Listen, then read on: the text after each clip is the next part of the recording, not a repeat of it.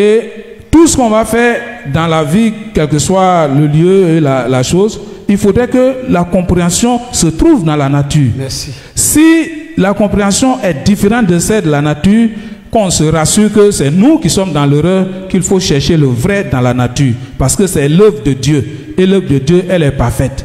Donc c'est ça qui doit nous servir de référence. On doit regarder là-bas.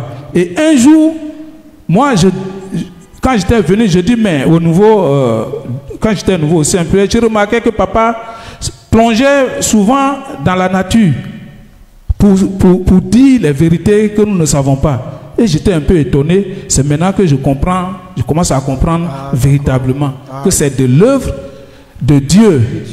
Le reste là, c'est l'homme qui, par son imagination, a voulu faire quelque chose. Mais l'original se trouve dans la nature. Donc on reprend la lecture de Romains 1, 18 là.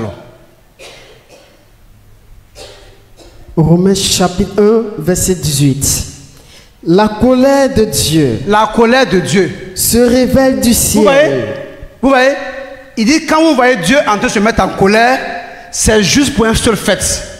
Allons-y. Contre toute impiété. Contre toute fausseté. Et toute injustice des hommes. Vous voyez? Toute maladresse. Tout ce qui est faux venant des hommes. En un mot. Qui retiennent. Maintenant, en quoi est-ce que Dieu trouve injuste le comportement des êtres humains? En quoi est-ce que Dieu trouve injuste l'être humain? Ça dit que, ça dit qu'il faut poser la balle à terre. C'est quoi Dieu appelle injustice chez l'homme?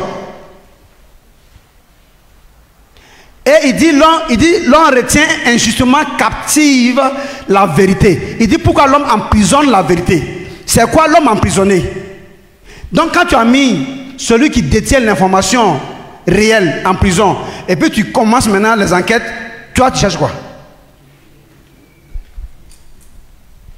Donc déjà vous faites fi de la nature et son langage, et vous voulez connaître Dieu pour l'apprendre aux gens à travers votre réflexion personnelle humaine là, et avec à travers vos dogmes là.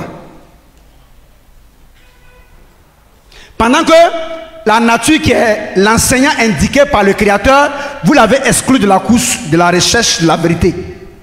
Or il faut qu'il sorte. Il faut que ce dernier soit libéré pour qu'on puisse avoir en temps réel l'information nécessaire sur la personne du Créateur. Pourquoi? Dans tous les cas, nous sommes venus le 6e jour.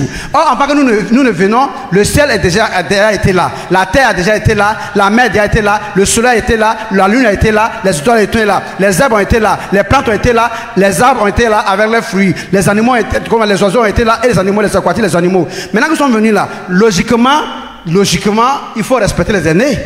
Donc quand vous êtes arrivé là, en dernière position là, si vous voulez savoir comment se faire les choses dans le lieu où vous trouvez là, mais demandez aux autochtones. Les autochtones c'est qui? C'est la nature.